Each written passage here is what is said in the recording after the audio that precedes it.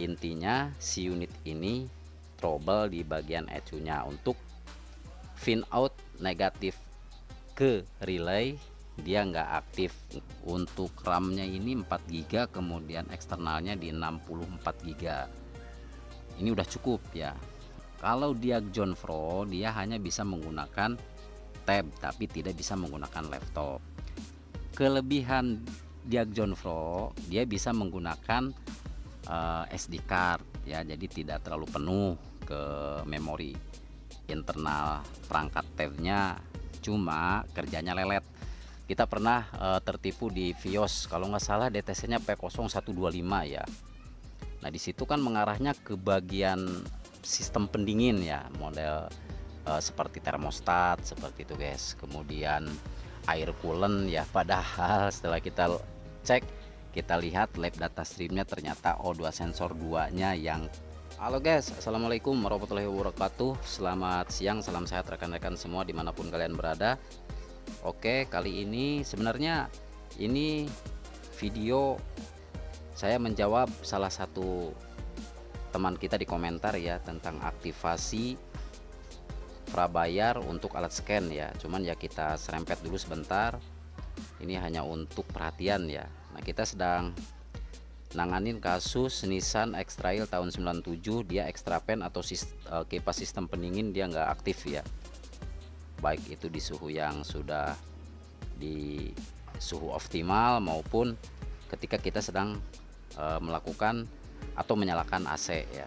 Nah setelah kita melakukan analisa, kita bertahap ya, mulai dari kita nyalakan AC dulu kalau misalkan extra fan tidak menyala, kemudian kalau misalkan kita nyalakan AC tidak nyala ya kita lari ke bagian fuse. Nah setelah kita cek fuse aman, kemudian kita lari ke bagian relay ya, relay extra fan 1 2, karena ini menggunakan double extra fan atau double kipas ya. Nah kita sudah melakukan pemeriksaan di relay aktif, semuanya oke, masih baik, masih bagus. Kemudian kita melakukan tes menggunakan alat scanner ya. Nah menggunakan alat scanner itu kita bisa langsung aktifkan meskipun masih dalam keadaan posisi dingin. Nah itu fungsinya kita mempunyai alat scan ya. Masih tetap nggak mau aktif guys. Terus kita udah melakukan pemeriksaan di bagian sensor ECT, kita jumper, kita lepas soketnya, kemudian kita jumper, masih tetap nggak nyala ya. Oke. Nah kalau untuk Avanza, Xenia, Grand Max, nah di sini bisa kita cabut langsung kalau misalkan ECT-nya bermasalah. Pasti itu nyala guys ya. Extra fan pasti berputar. Nah, terus kita melakukan pengukuran kabel dari relay menuju ke ECU. Itu normal guys, nggak ada yang putus ya. Jadi intinya si unit ini trouble di bagian ECU-nya untuk pin out negatif ke relay, dia nggak aktif, nggak bisa dikeluarkan ECU. Tapi untuk positifnya dia kan langsung ke sini guys ya, ke fuse. Oke, sekarang kita fokus ke bagian alat scan aja guys ya, karena kita mau menjawab pertanyaan teman kita di kolom komentar. Oke, di sini ada beberapa alat scan. Yang ini Dingsef, kemudian yang ini Mucar, kemudian yang ini waktu pertama kali kita punya ya, belajar kita menggunakan alat scan. Ini murah banget guys, cuma 70.000 ya, menggunakan aplikasi Torculate. Nah sekarang kita bahas satu-satu ya. Untuk Diag Pro 2 nya lagi dibawa storing guys ya. Terus ini tab nih kita harus punya juga ya. Nah sekarang kita bahas kelebihan dan kekurangan software Diag John Pro sama software X Pro 5. Tentunya bukan software bawaannya, karena masing-masing ini punya bawaannya guys ya. Diag ada bawaan softwarenya aslinya, kemudian Mucar juga ada aslinya, Dingsep juga ada. Nah kenapa kita upgrade ke software Diag John atau X Pro 5? Itu sebenarnya hanya untuk melengkapi ya, artinya di sini melengkapi agar full software atau full system. Kalau misalkan software bawaannya murah ya. Ini aja Dingsep kita beli dulu 700 ya. Hanya ininya saja guys, hanya modulnya saja ya.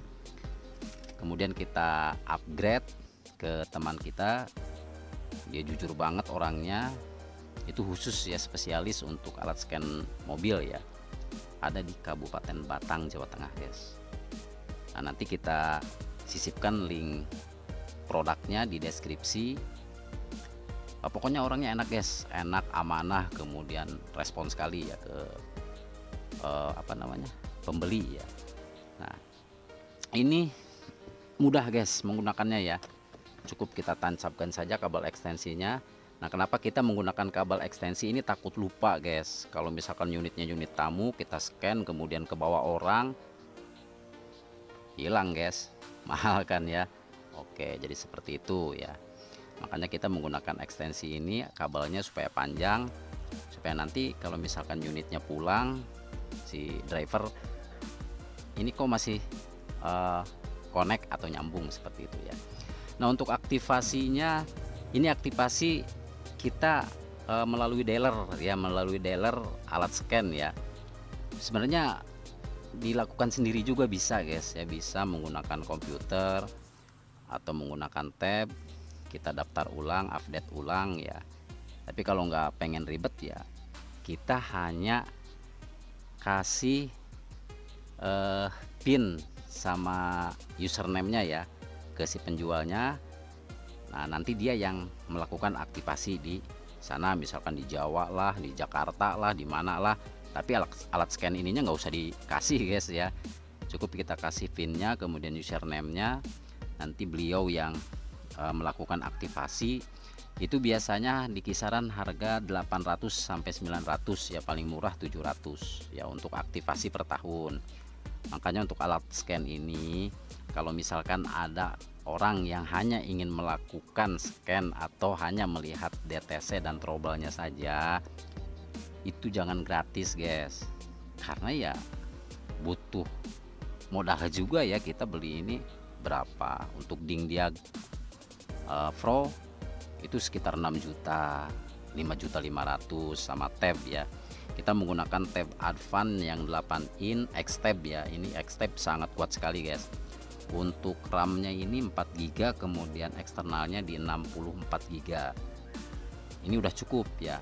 Nah, sekarang untuk kekurangan software, kelebihan dan kekurangan software antara Diag Zone Pro sama X Pro 5 ya.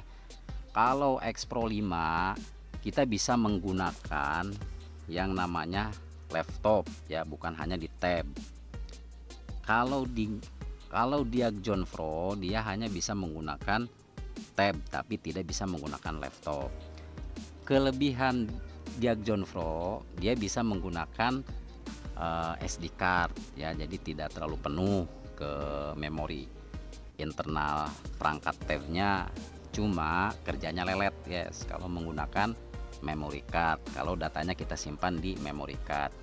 Kalau X Pro 5 dia tidak bisa menggunakan kartu SIM atau SD card ya, seperti itu guys.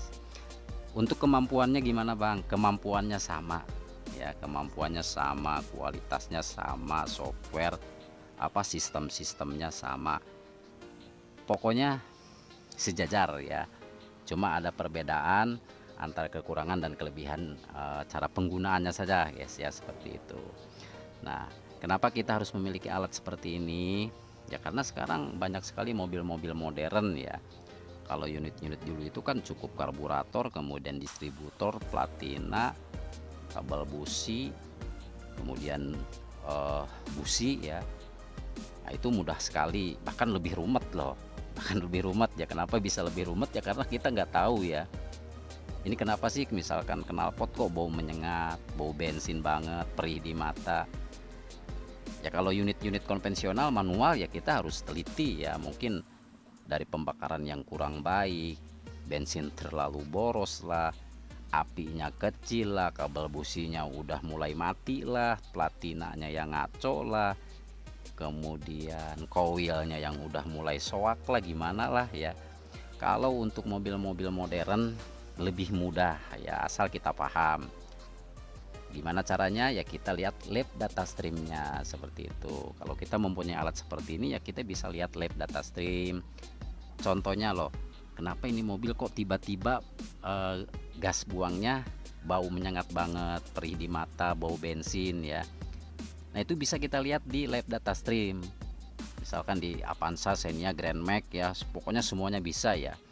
Kita lihat fluktuatif nilai sensor-sensornya, misalkan sensor MAF itu harus berapa volt, kemudian O2 sensor itu harus berapa volt, O2 sensor 1, sensor 2, kemudian sensor IAT, TPS, ECT, CKP, CMP itu saling terintegrasi ya. Awal berjalannya dari sensor CKP, CMP kemudian ke sensor MAP. Nah di situ bertahap guys ya, bertahap sampai ke OCP, oil control valve kalau unitnya VVTi atau VTEC ya, seperti itu guys. Nah kenapa bisa disebut penting? Untuk mempermudah pekerjaan saja guys ya, jadi kerja kita lebih profesional, lebih mudah. Terus gimana belajarnya bang? Belajarnya banyak, teman-teman kita banyak loh di YouTube. Kalau misalkan ada yang kurang paham ya silahkan tanya di kolom komentar, misalkan tanya-tanya produk lah, kemudian cara menggunakan, melihat lab data stream misalkan. Jadi jangan asal lihat kode DTC. Kode DTC tidak muncul belum tentu unit itu sehat guys ya, karena masih diambang toleransi atau masih diambang yang wajar. ECU menganggap misalkan O2 sensor itu masih wajar padahal sudah mulai mati atau KO ya, apalagi sekarang kan O2 sensornya banyak sekali yang menggunakan dua O2 sensor ya, yang di exhaust satu, kemudian yang setelah katalitik satu atau katalis ya, seperti itu guys ya. Jadi banyak jebakan Batman ya. Kita pernah tertipu di Vios, kalau nggak salah DTC-nya P0125 ya. Nah di situ kan mengarahnya ke bagian sistem pendingin ya, model seperti termostat seperti itu guys. Kemudian air coolant ya, padahal setelah kita cek, kita lihat lab data streamnya ternyata O2 sensor 2-nya yang KO seperti itu guys ya. Jadi harus banyak belajar guys, belajar bareng-bareng guys. Untuk susu ya skip aja ya, mohon maaf, mohon izin guru. Oke, jadi saya kira cukup sampai di sini saja dulu guys ya. Bagaimana kita cara mendapatkan alat scan, nanti saya sisipkan linknya di deskripsi. Tokohnya amanah, orangnya enak, respon sekali. Beliau orang Batang, Jawa Tengah guys. Kita udah 7 tahun 8 tahun ya komunikasi dengan dia. Kalau misalkan ada masalah, om ini gimana om, ini caranya gimana om, dia kasih tahu, dia respon banget guys.